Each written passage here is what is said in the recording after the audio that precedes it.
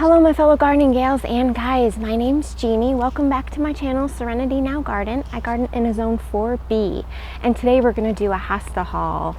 So I just got a bunch of hostas. The majority of them are a bluish because I have a lot of gold and I really want to add that blue next to the gold. So if you guys didn't know, I'm a big hosta collector. I just started just a few years ago and I just caught that hosta fever because I just love the way they look. They're just so low maintenance, besides spraying some liquid fence every couple weeks just to keep the deer and rabbit away. So I'm going to take you through. I got 5 different hostas here. I've wanted these varieties for a very long time. Well, this one I already have, but all the other ones are brand new to my garden. I'll take you through each one, what they look like. I'll insert some pictures, what they look like at maturity. And then I'll plant them in my landscape and I'll kind of show you where I decided to put them. So what we'll start with first is, this is Hosta Montana Aureomarginata. So I will insert a picture here. This one gets really large. It can get like 5 feet across and about 18 to 24 inches tall. This is one that has the most yellow variegation to it, but it gets a little vase shaped, and then these pointed leaves come down around the edges. So I've really wanted one of these ever since I went to the Minnesota Landscape Arboretum a couple weeks ago. I'll put a link to the video below, and maybe I'll try to insert a clip of what this looked like there. But I even said, I'm like, that's my next hosta, I need to get that one. So I'm really happy with this. I think I have the perfect spot for it. I'll show you guys when I'm done. So the next one here is called Abiqua Drinking Gourd. So I'll insert a picture of what it looks like fully matured. This one's really unique. It's blue, but it has like a cupped appearance to the leaves, which is why they call it drinking gourd. These leaves are really tough and corrugated, so they're slug resistant. So if you have an area that you know, gets slugs really easy on your hostas, try one of these. I think you'll be very happy. So this gets 24 by 24. I think I have the perfect spot for this one too. This is another one I saw at the Minnesota Landscape Arboretum. They have like a hosta glen there, and when I saw this, I'm like, I just really like those unique hostas that really stand out. So this is one of those. Now, a little tip: when you plant your hostas, make sure you have good soil, or else they just won't live up to their full potential. They will never grow to their full maturity, and they need a lot of water if you want them to grow good. They will do okay in dry shade, they just won't live to their full potential. My dad is a regular hosta grower, hosta collector too, and what he does is he waters a ton and he uses milorganite in his beds. So milorganite is just kind of like an organic biosolid fertilizer. It's mostly nitrogen. What I've been using lately is this chicken poo organic all-purpose plant food. Not sponsored or anything. This is just what I have right now. It's a 4-4-4 mixture. And then, yes, I water a lot. I have really sandy soil, so I also amend my soil with compost. So that's a tip if you want to grow your hostas to their full potential. So the next one here is Blue Hawaii. This one is gorgeous. It gets a really powdery blue. This one's kind of a slow grower. So like I said, it really needs the best conditions to grow to its full potential. This one gets 24 to 30 inches tall, 36 to 48 inches wide. So you should plant these like, give it like at least 36 inches of space, it says. So yeah, so I'm really excited about that. Now I already have this one up front.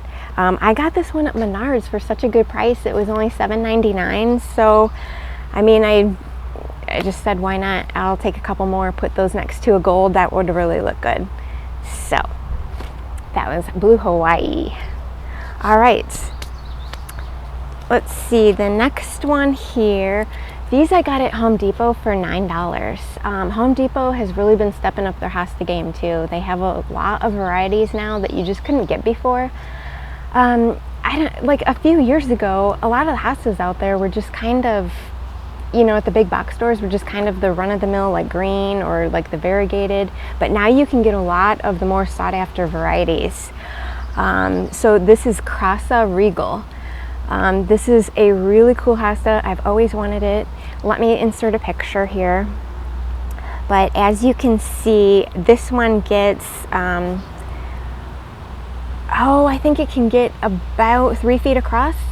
And this one's more vase shaped, so it can stand taller, like 3 feet tall, than the other hostas. So if you have an area in your garden that you want to plant up, I would put this in the back, just so it kind of like towers over the shorter varieties. So, and it's a nice bluish. You could see the leaves get pointed, and they're kind of wavy, so I thought that was interesting. Yeah, so that is Hosta Krossa Regal. So I've always wanted one of those too. All right, so the last one here, this is the biggest one. I think this one can get about, let's see, over 5 feet across. So this is another Home Depot find. I got it for $9. This is Seiboldiana Elegans. So as you know, all the elegance, they just get really big. This one, yeah, can get 24 to 30 inches tall as well. So it's a little bit bluer. It's also has like a tougher leaf on it as well. So I'll insert a picture here. I don't think I've seen this before in any landscapes, but yeah, the picture on the tag is just so pretty, so I knew I had to have it, like I always say. So all right, you guys, so what I'm going to do is I'm going to go plant these up, and I'll kind of take you on a little mini tour of where I decided to put them. So stay tuned for that. And if you are a Hosta collector like me and want me to do more Hosta videos, Hosta tours, please give me a thumbs up so I know, and then consider subscribing. That would really help me out. So okay guys, I'll take you up front and to the side here, and also in the back, so stay tuned. All right, here's where I decided to put Abiqua Drinking Gourd, right there on the bottom middle. As you can see in the right here, there's a Sun King Aurelia that's gold. I got a Summon Substance in the very back that's gold. I also have a Fragrant Bouquet Hosta in the back that's gold there. And just on the left of the Drinking Gourd is some Sweet Kate Spiderwort that's chartreuse. So I needed some bluish green color in here. I think this is a good spot for it. The other plants next to it get a little bit large, maybe like 3 by 3 or so. So I think this would be good because it doesn't get huge.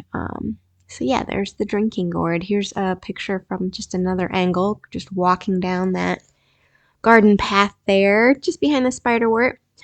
Yeah, and there's also a First Frost Hosta in the back there too. So here's where I decided to put Montana. Now these plants right next to it, they're just annuals, so they won't be there next year. I kind of just put them in just to fill the spot. And back here is where I decided to put Krossa Regal.